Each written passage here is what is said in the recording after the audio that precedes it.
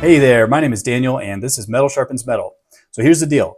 I made a 7+1 Christian metal bands video that you need to hear, and it was pretty well received. So I'm back today with another list trying to point you to some bands that are making some awesome bangers for the Lord. Just like in the first video, this list is going to be for bands that are, as far as I can tell, still currently active. And also, I may not get to your favorite metal band. It's going to be okay. Or maybe it's personal. You can just leave a comment if you have something that you want me to check out in some future video. In fact, several of the comments on the last video even said, hey, you missed Diamonds to Dust, what's going on? So, without further ado,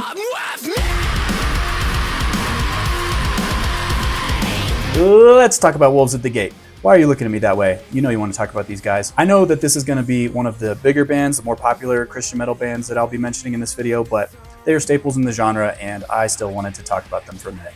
Imagine if Thrice, As I Lay Dying, and Seosin raised a baby wolf, and then that baby wolf raised 5 dudes. And then those 5 dudes grew up to be Wolves at the Gate. Now, I think you're going to start to get the picture. The main lyrical theme is that while we are not worthy or capable, Jesus is.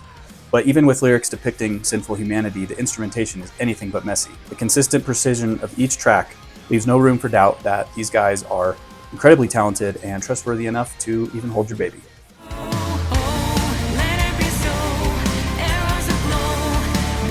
All right, so second, get out of here. I will not be controlled by the mob.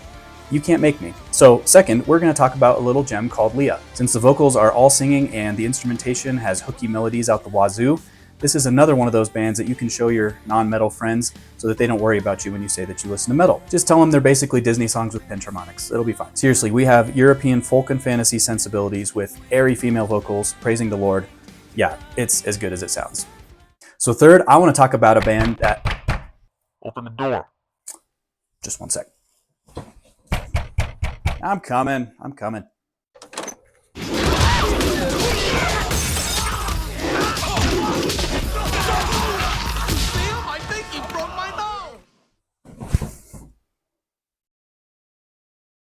Say the line, Bart! Okay, fine.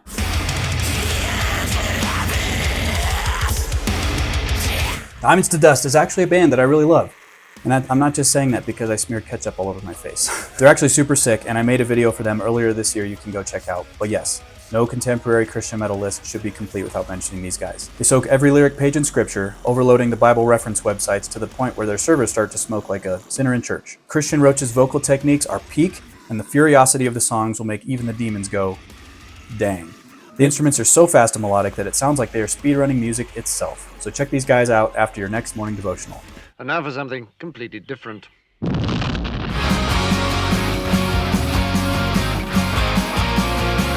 Fourth on the list is a smaller band called Wytch Hazel, and yes, they use the cooler spelling that you didn't know you needed. Throwing their sound back to the roots of rock and roll and heavy metal, they are doing a superb job of recreating the genre, even down to the mixing and production, but with enough modern garnish to keep me hooked. These guys will make you want to jump into your Camaro, run down to the local Shell for a pack of smokes, and take the scenic route back while plotting world domination for the Lord.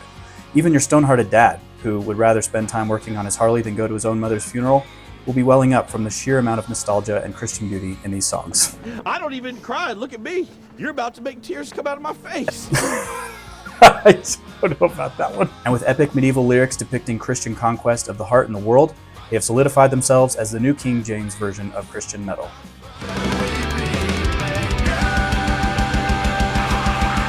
Next, we have a band with a sound disproportionate to their recognition. Diatheke brings elements of melodeath and prog metal, but with enough tasty crunchy bits that the metalcore fans will be happy too. Their latest album, called And the Word Was God, sums up biblical redemption from Genesis to Revelation. And their singer even sounds like he would make Samson do a double take, but with his brutal lows and piercing highs, and it's all woven around caveman heavy guitars and sections of triumphant melodic earworms that will be stuck in your head for days. It is such an awesome project, and you can tell that there is major attention to detail in every word, riff, and blast beat.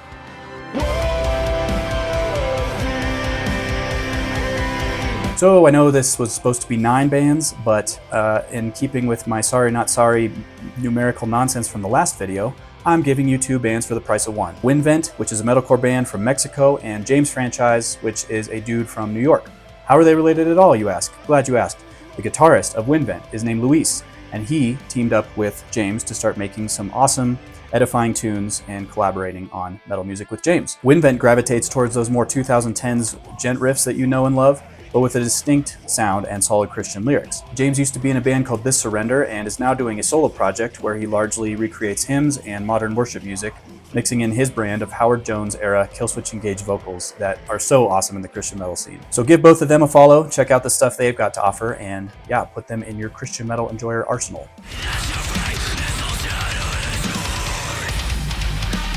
Unbroken Reign is the latest hotness on the youth's Walkmans these days. There are youths everywhere. Highly produced and crisper than a gala apple, these young men are carrying on in the heavy metalcore shoes that bands like For Today left. Crushing riffs, passionate vocals, and A-level chorus writing abilities make this band a real contender in the scene.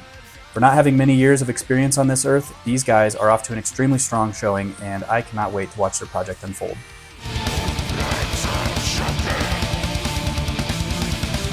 The next band is a solo artist named Craig Bannerman. He actually reached out to me a while back for some discussion and also to point me to his music. It was largely instrumental at the time with some sections of spoken word scripture throughout.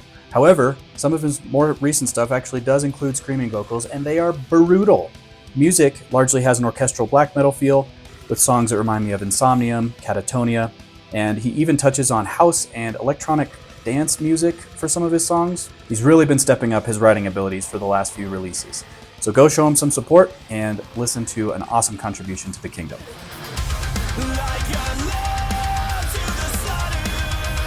And last but not least, we have an enigma of a band called Beard the Lion. I don't know what that means either. Is beard a verb and they're like helping the lion grow it? Or is the lion's name Beard? That is Beardy. Beardy. Oh, okay, I figured it out. It means to confront a risk head on. So now that my disintelligence is out of the question, what we do know about this band is that their lead singer looks like if Rhodey Walker from Protest the Hero became Christian and carried on making bangers for the Lord. I know that sounds very specific because it is. And that's exactly what I thought when I first watched a music video of them. The band is packed with super skilled musicians that write incredibly catchy and intriguing tunes. Styles are rooted in metalcore with a lot of progressive influences a la Periphery and, well, Protest the Hero. When I started listening to their Out of the Eater EP, I could not push pause because the songs were so dang fascinating, and it's awesome stuff. I would highly recommend these guys. And that's it for this one. Thank you for joining again for this video. Let me know if any of these bands are new for you or if you have a new favorite now, and I will see you in the next one. Bye. I know that this is going to be one of the bigger, most popular bands that I've talked about. Where's that? You are falling off a cliff. What? And they have a criminally small fan base. Okay, Ketchup time. Oh my gosh. Tasty. I can't take myself.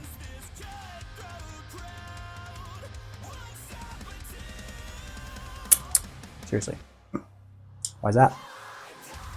Oh, almost had it.